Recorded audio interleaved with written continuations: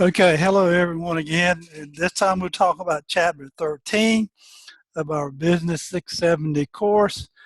Let me get it pulled up here and share my screen. Okay, so now we're going to talk about chapter 13. What we want to look at in this particular chapter is how firms compete in one or more industries or in more than one country. Some of the things that we want to talk about in this particular chapter is going to deal with the reasons why companies pursue different corporate strategies and why they need to implement different things the way in which they implement those. What are some of the advantages and disadvantages of a multi-divisional structure? Why some companies pursue different kinds of global expansions and global structures and control systems to implement such strategies, and what are some of the implementation problems associated with the three primary methods used to enter new industries, being internal new venturing, joint ventures, and mergers. Our opening case deals with Google. As Google reorganized itself to really for one strategic purpose, and that was to generate revenue, to improve its performance. And as CEO Larry Page created a multi-divisional structure at Google, which each division given its full responsibility to run its own operations. And as a result of that decentralization type of decision making, they are also being held accountable for its own performance. So on page 439, that's a pretty interesting case to start off with as well. So this chapter really begins to discuss how you go about implementing strategy when a company decides to enter and compete in a new business areas, new industries, or new country as it tries to expand globally.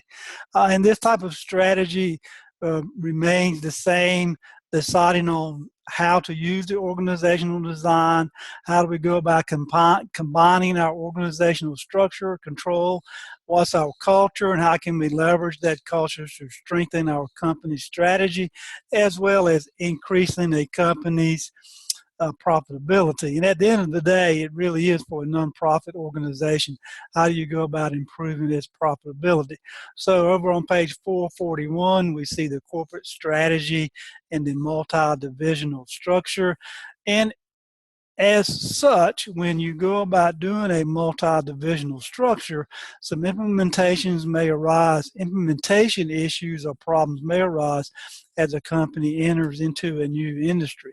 Certainly, as we discussed in chapter 12, the bureaucratic cost associated with managing a different variety or collection of business units that operated in different industries, and that usually will increase its bureaucratic cost, certainly as they go about seeking differentiation, as they go about looking at low cost advantage of transferring or sharing or leveraging distinctive competencies, not only across divisions, but now potentially across different industries and or different countries. As a result of that, the functional and production strategies, structures that are currently in place in the domestic environment no longer may be sufficient as they expand globally. And it certainly cannot provide the level of coordination needed between the different managers, functions, and or business units. And experiencing these problems is a sign that a company really is beginning to outgrow its structure, and it needs to invest additional resources in a different structure. And one of the things that we always want to know is that anytime a company wishes to expand or change its offerings, does it have the structure, the organizational structure to support that? And if the answer is no, what changes will be needed in that structure to ensure its success? A multi-divisional structure, as we see here, really is about having several organizational design advantages over a functional or product structure, which allows that company to grow and diversify its products while also reducing the coordination and control problem that may exist as it enter into new industries. And the first advantage is being that in each industry in which a company operates, that manager or manager groups in all its different business operations that the industry has it can be combined into one division or subunit, or in other words, become a self-contained division. So it's about how we take all those value chain functions that needed and to create it into a self-contained division. The next advantage would be the corporate headquarters staff at the corporate office is created to aid in the monitoring of these divisional activities and exercise the financial control needed over each division. And as such, it has the corporate level managers who oversee the activities of the divisional managers. In this multi-divisional type of structure, the day-to-day operations of each divisions are the responsibility of the divisional management, who has and maintains the overall operating responsibility.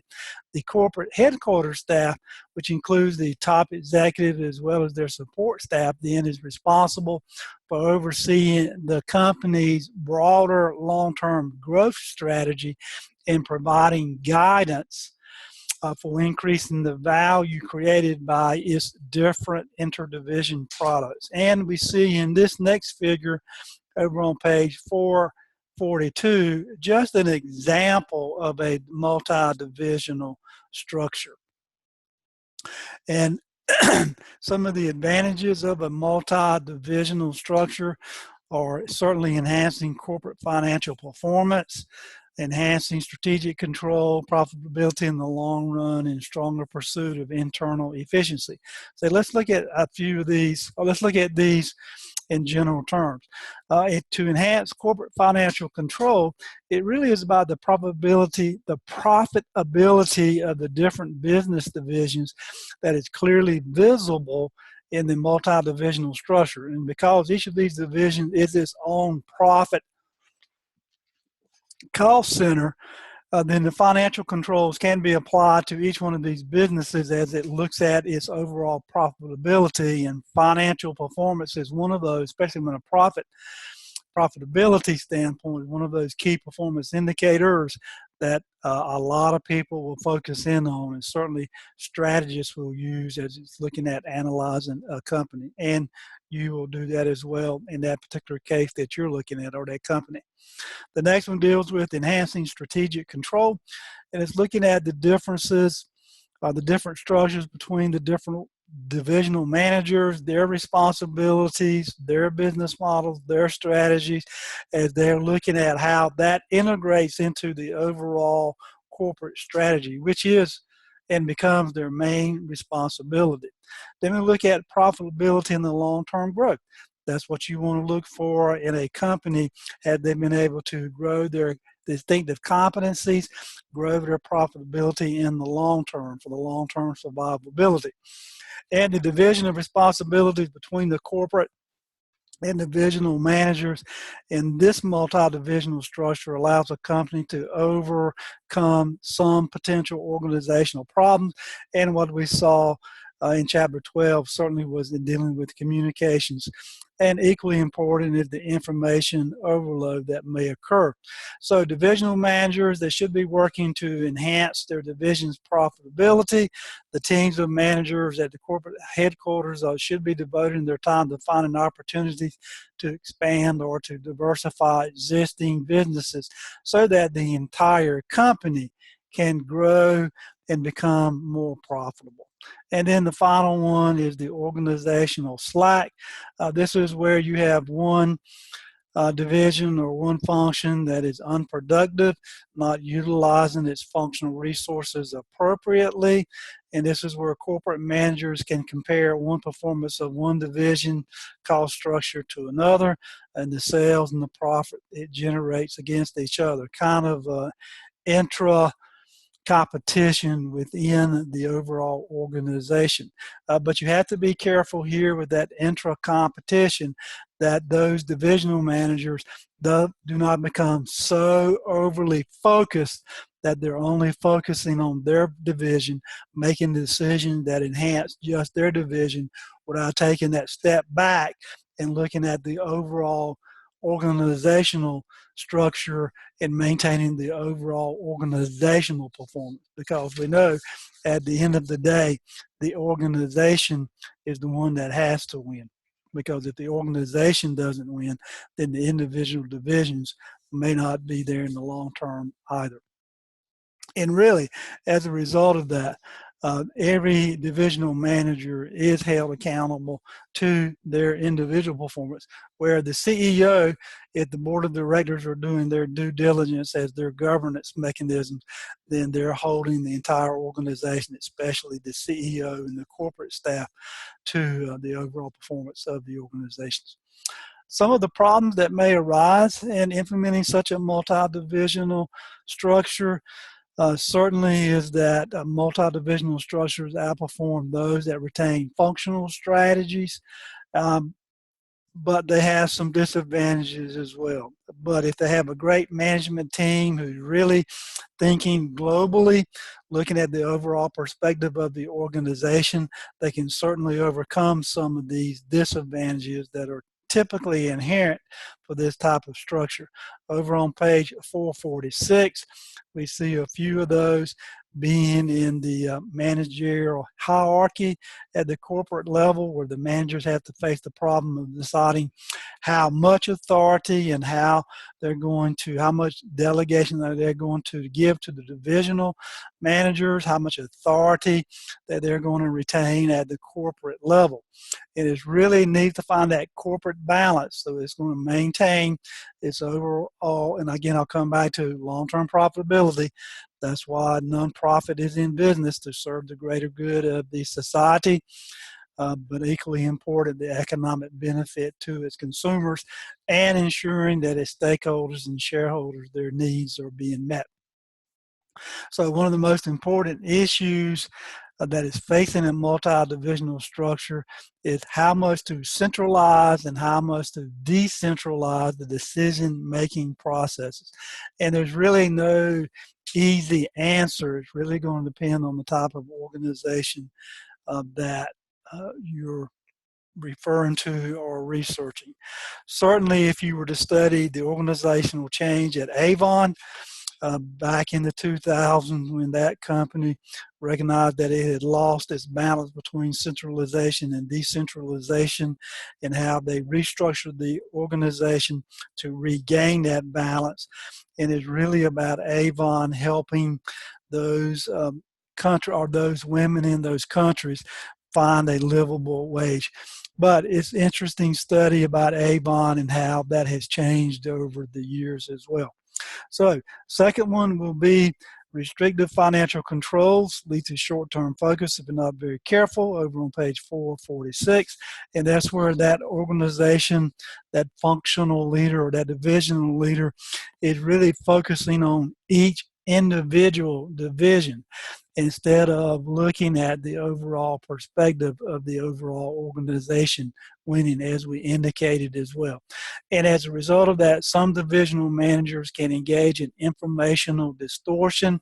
That's where they're manipulating the facts that they're supplying back to the corporate managers to hide any declining divisional performance or any discussion relating to pursuing new strategies in the short term that may reduce future profitability. But even though each divisional manager is feeling that pressure, they have to take a step back again and look at the overall purpose of them existing to support the overall organization.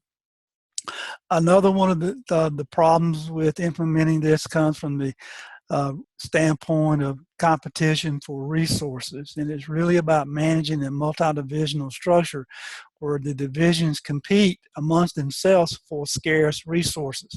Those scarce resources may be in human capital, may be in financial capital, manufacturing capital, marketing capital, distribution capital, and you can see where that is going with those scarce resources. And as a result of that, some intra-rivalry could be created, which is going to make it difficult and is sometimes almost impossible to transfer the knowledge and sharing or leveraging of the distinctive competencies across business units, because I'm only interested in it for me and my function or my division. Again, let's take a step back. This is where the leadership at the top becomes so imperative not to allow those type behaviors to be created, not to put undue financial pressures on one division from the standpoint, but leveraging that to ensure the overall profitability of the entire organization.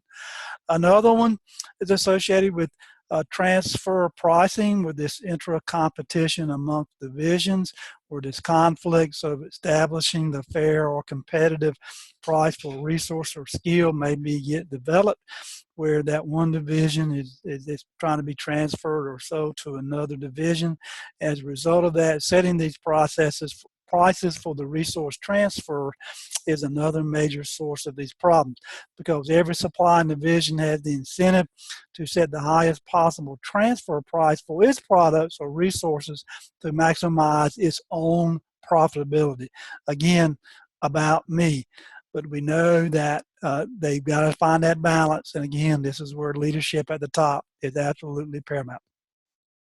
And it's my philosophy of a one hat type of organization. We're recognizing that in some cases, my team may lose today, but we win in the long term. And when the organization wins in the long term, my team, my function, my division will win as well. And at the end of the day, if the overall organization does not win, then the individual division or the individual function may not win either. Another problem is associated with the duplication of functional resources. Over on page 446, 447 deals with, as each division has its own set of value chain function, its functional resources may be duplicated across divisions. Therefore, multi-divisional structures could be expensive to operate.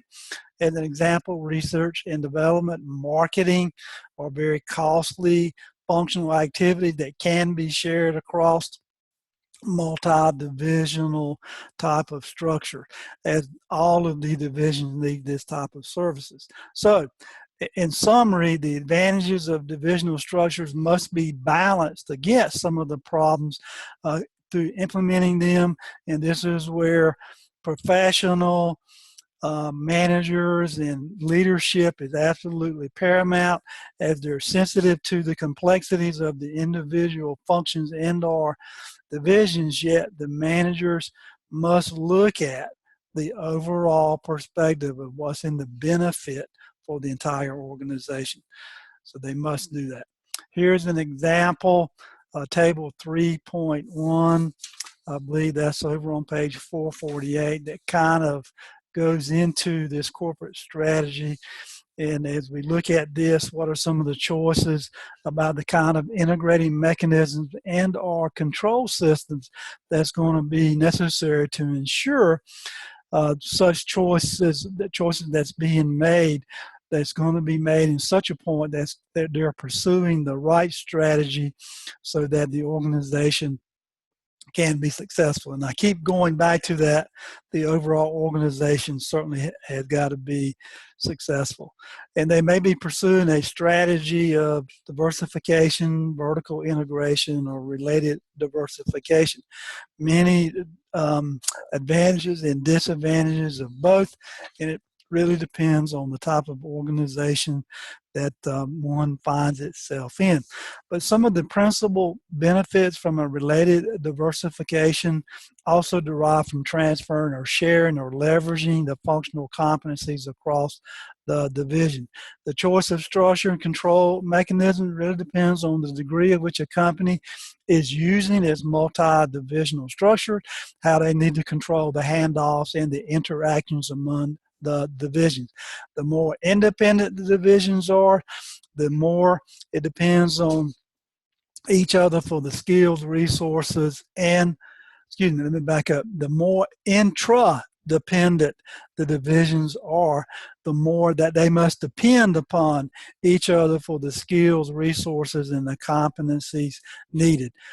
As you can hear me say, the more dependent upon they are upon each other has a potential to increase the bureaucratic cost while maintaining that corporate level strategy. And again, I'll come back to again, leadership.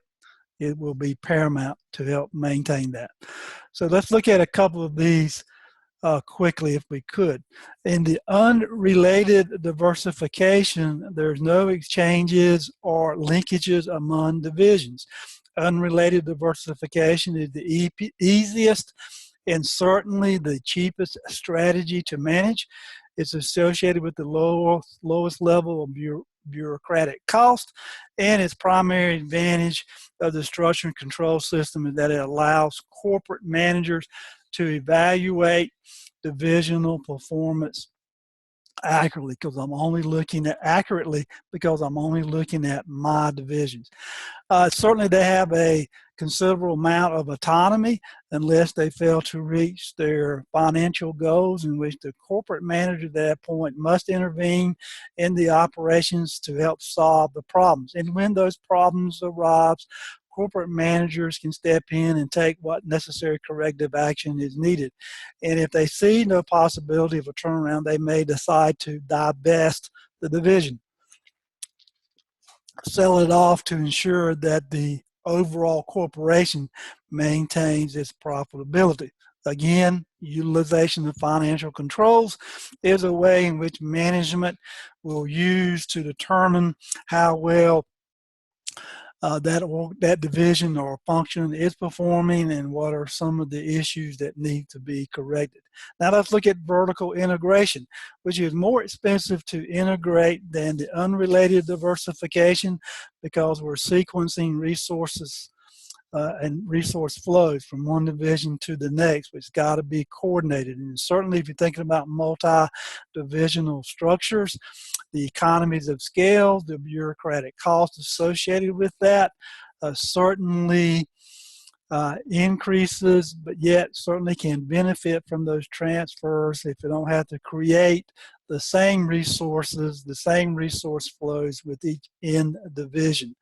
One way to distribute the authority between the corporate and divisional managers has got to be considered very carefully when you're doing an integrated company as well.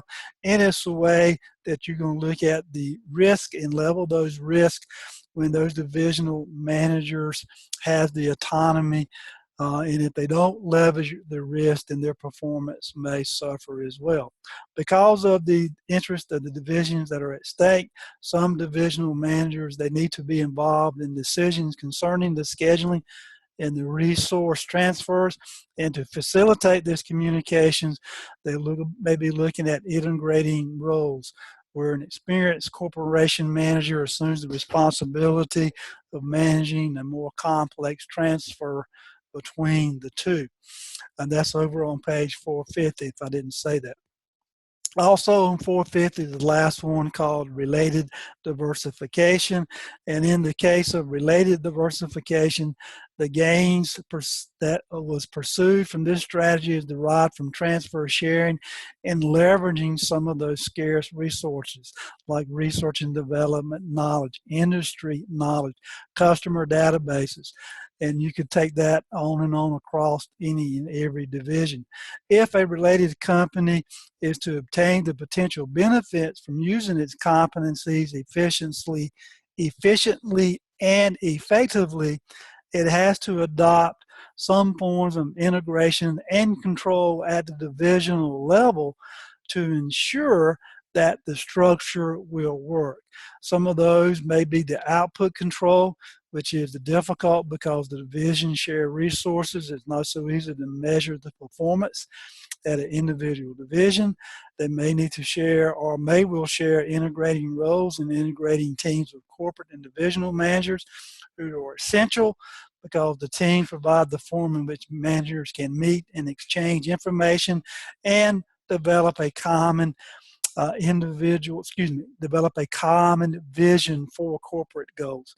And finally, an organization with a multi-divisional structure must have the right mix of incentives and rewards for the cooperation if it's to achieve gains from sharing skills and resources among divisions. Holding each division accountable, certainly. Incentivizing each division to ensure their overall performance, certainly. But balancing both of those to ensure, again, that those individual are supporting the goals and the strategic objectives of the overall corporation and how that ties back into the overall performance of the organization. Nucor case is a great case to study to see how that works as well. So let's move on here. Let's see what we have next. Some of the stages of the global expansions, and as I think this is over on 450, 451 as well, as companies look at expanding into foreign markets and becoming more multinationals, they face a different set of challenges, and one of those is being how do they best go about organizing their activities across different nations and or regions. And there's 4 different strategies that companies can look at as they begin to market their products and establish facilities abroad. And one of these, 4 of these include the localization, international, global, and transnational strategy. The localization strategy is oriented toward local responsiveness,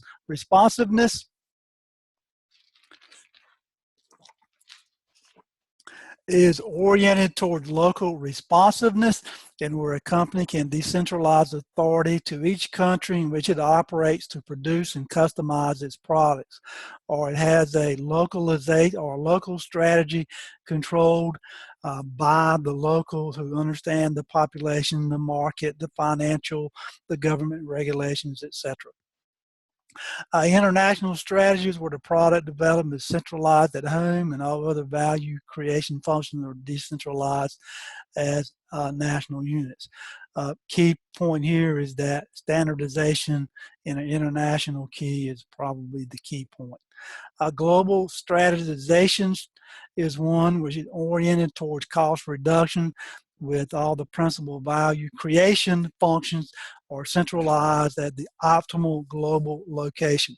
So for instance, if I was producing a product and I have the natural resources I needed in a foreign country, then I may consider relocating my manufacturing capabilities there to take advantage of that resources that would be locally in that particular company or country, excuse me. And then a transnational strategy would be looking at trying to achieve the balance between local responsiveness and cost reduction, where some functions are centralized, others are decentralized at the global location where it's best suited in achieving these particular objectives. And when companies initially expand abroad, they typically will do that in such a manner where they're looking at an international division. And this tends to cause for single businesses to be looking at it from the standpoint of diversification and from an organizational type of structure.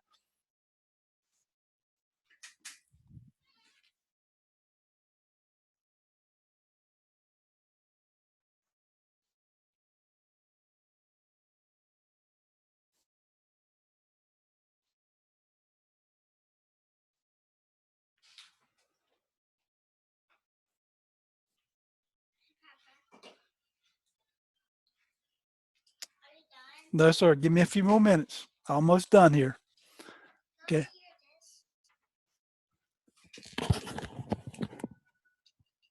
Wow. Sounds like the ocean, doesn't it? Okay. Love you.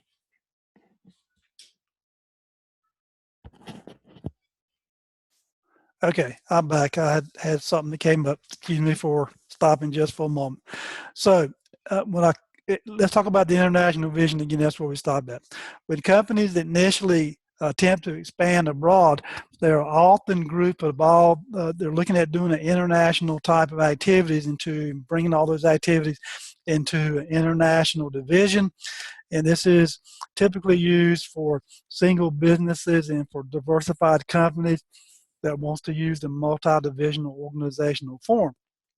And they typically will do that, try to organize geographically.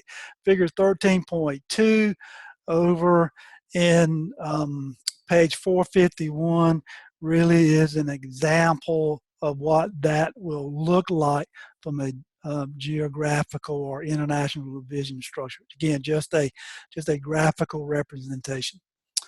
The international divisions expand internationally by exporting their product manufactured at home to foreign subsidiaries to sell. And when they're doing this, they're doing their manufacturing in their home country. So their production facilities would be added on a country by country basis, and they're using probably the least form or the least expensive way by manufacturing at home and doing exporting abroad. Certainly less risk associated with that, where I don't have to set up manufacturing distribution per se capabilities within that country. One of the main problems associated with exporting is that the head of foreign subsidiaries in some cases are not given as much voice in the organization as heads of the domestic functions, which could create some issues as well. Another problem is associated with the lack of coordination between domestic operations and foreign operations, where foreign could be viewed, or they could develop a mindset that they're being isolated from the formal hierarchy of the company, and this in case could inhibit worldwide introduction or take advantage of new market openings, new technological advancements as they're trying to introduce new products or transfer core competencies between domestic and foreign operations. So it certainly is something to be looking at. And the initial choice, whether a worldwide product or divisional structure, which one needs to be adopted, really is going to depend on what type of structure they're looking at trying to produce within that country. Here's another example of a worldwide structure, figure 13.3 on page 454. And this worldwide structure tends to be favored by companies with a low degree of diversification and a domestic structure that's divided into geographic areas. And an area may be a country if market is large enough, or it could be a group of countries if that particular country is not large enough. Each area tends to be self-contained, a largely autonomous an autonomous entity with its own set of value creation activities such as production, marketing, research development, etc. And this type of operations has the authority and the strategic making decisions that's related to the type of activities that are decentralized in that particular area, while they maintain overall control of their strategic direction, but yet it is balanced with the overall corporate goals and strategic objectives for that particular company or organization.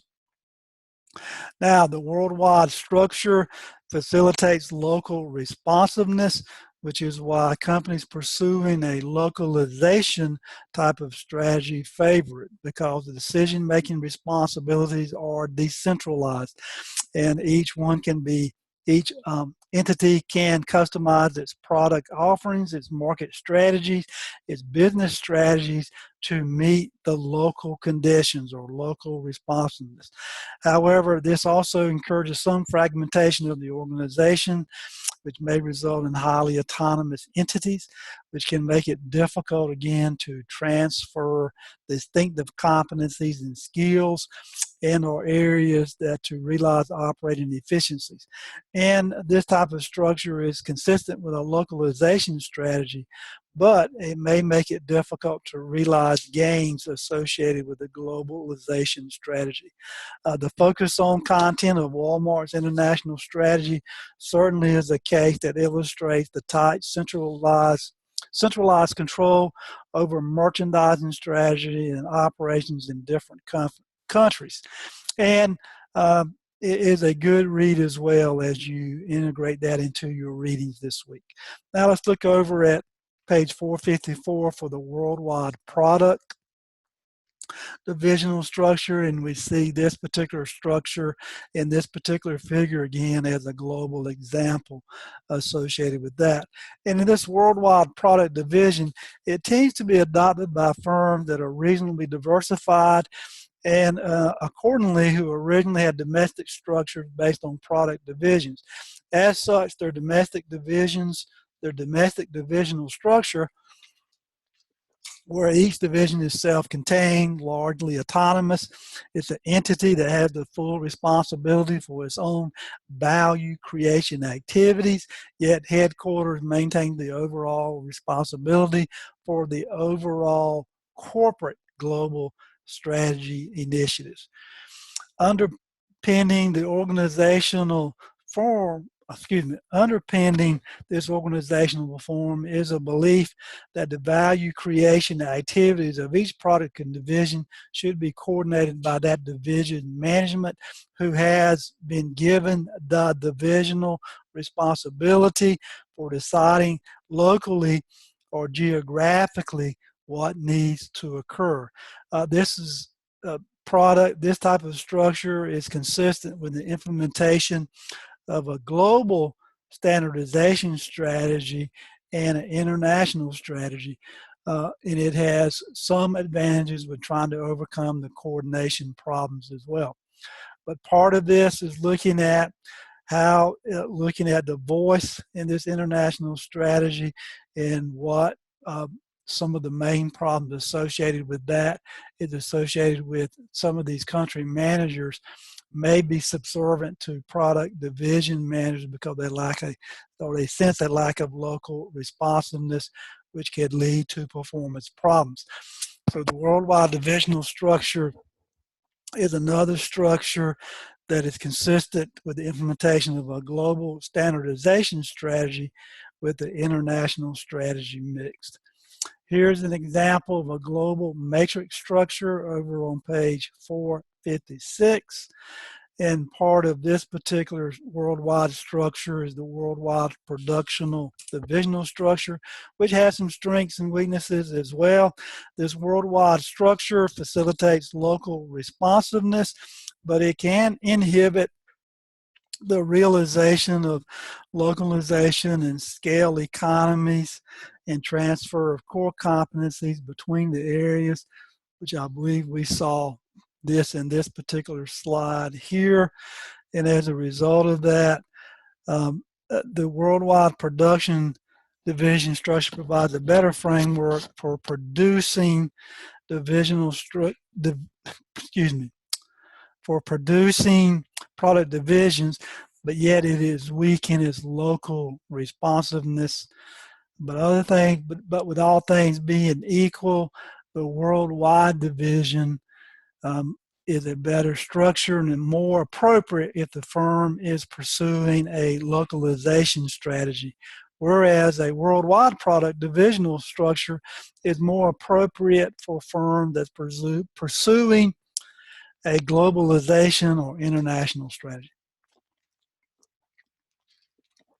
Now, some companies have attempted to cope with this conflicting demands of a transnational strategy by using a matrix structure, and in the classic global matrix structure.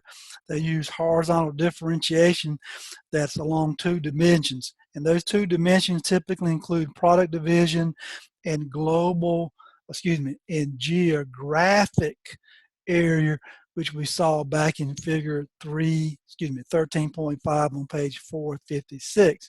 And the philosophy associated with this is that the responsibility for the operational decision making is related to a particular product that should be a product that's shared between divisions or between various areas within the organization.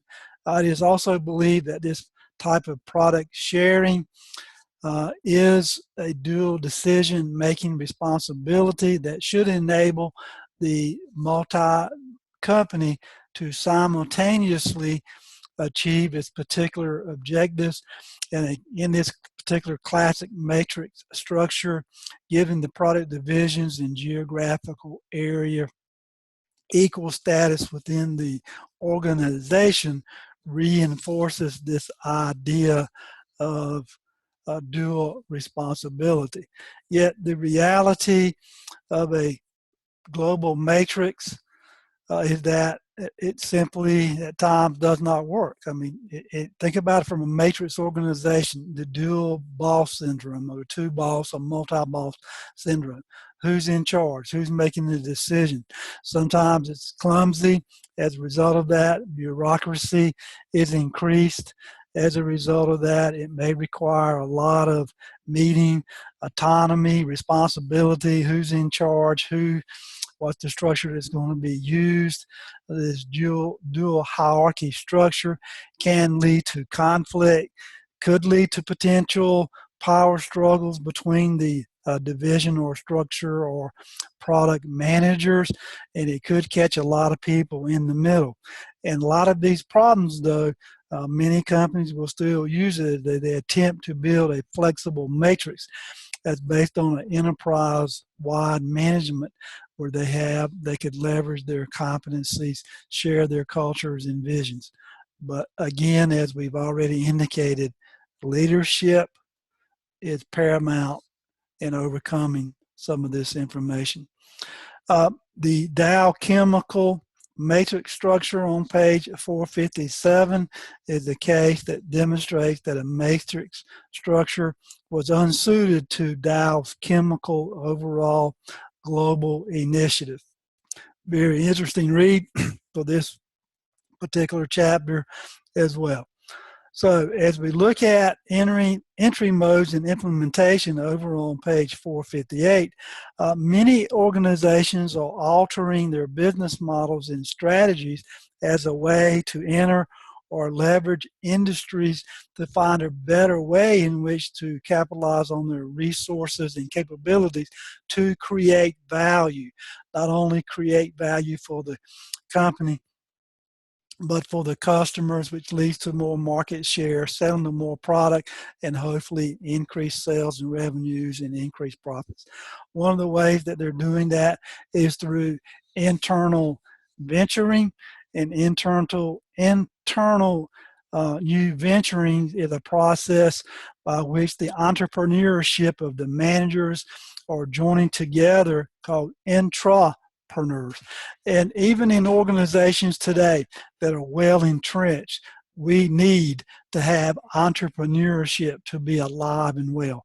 Because typically within an organization, you bring in a new person, then within 6 months, that new person, if they had any entrepreneurship in them, we typically will take it away from them because we want them to conform to the organization norms and values. But entrepreneurship is needed even in the most bureaucratic, entrenched organization that's going to push the organization to look at a better way of doing business. Another approach to new venturing, which should be championed by managers today, is the new venturing division, which is looking at a separate new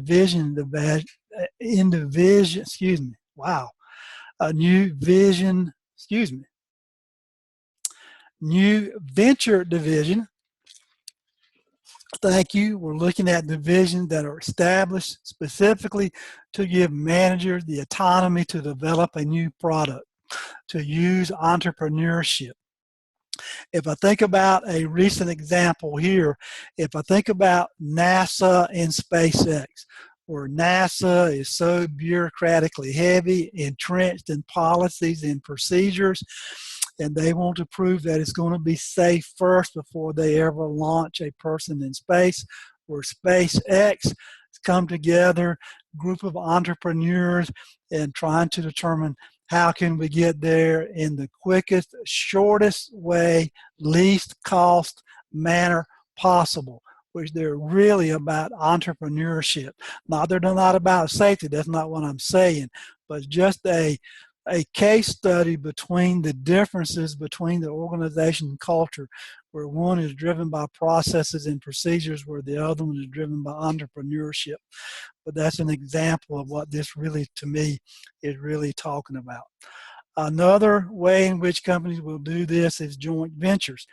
It's used by large established companies to maintain momentum as they grow their profits by entering new markets and industries as a way to grow market share. Obviously, with new ventures, obviously with a joint venture come some issues. Certainly is who's going to be in charge, who's going to be responsibility, who's going to be the controlling partner. Is it going to be a good marriage? How are we going to mirror or align these two different cultures to create a new culture? Who's going to be the dominant partner? Who's going to be the new CEO? So a lot of implementation issues that comes along with implementing a joint venture. Certainly responsibility and risk, shared responsibility and risk comes along with that as well. Managing these implementation issues certainly can be difficult, could be expensive, could be time consuming, and some companies may decide just not to enter into a joint venture, especially if that particular controlling company now gains 51% of the majority of the uh, controlling interest of the company. And because of that, they may, once they develop that new competency that they did not have, may no longer have a use for their joint venture partner. So a lot of issues with the joint venture. One of the greatest advantages of that is going to be the shared cost and the shared responsibilities associated with that. Another way a company will overcome this will be through a merger and acquisitions. And it's a way, again, to enter a new industry or a new country because they're already using what's already been developed, all their infrastructure, their marketing, their distributions, their manufacturing capabilities as well. But one of the primary reasons acquisitions perform poorly is that many companies simply do not anticipate the difficulties associated with merging or integrating into the new company, into the existing operations. Where joint ventures trying to merge two cultures, the same thing would be true here. How are you going to establish the new lines of authority and responsibility? How are you going to make what's going to be the best of both companies, these companies and their distinctive competencies, and how we integrate those two to ensure the overall success. How are we going to handle the managers? What's going to be the new management team? Who's going to stay? Who's going to leave? What type of skills that's going to be gained, what type of skills that's going to be lost, what's going to be the clear lines of authority, how decisions are going to be made, how the processes are going to be streamlined, how we're going to reduce costs, how we're going to use unrelated acquisitions. So you can see how much difficulty this is going to create as well with a merger as acquisitions. But all three of these are really looking at the organization, what's its capabilities, what it has, what it doesn't have, what does it need in order to grow market, to increase its market share. Take the competencies that it has, align those with other competencies that it doesn't have to create a new company as a way to increase market share, which overall benefits the organization. So with that, that's the end of chapter 13. And again, thank you for listening to this presentation as well.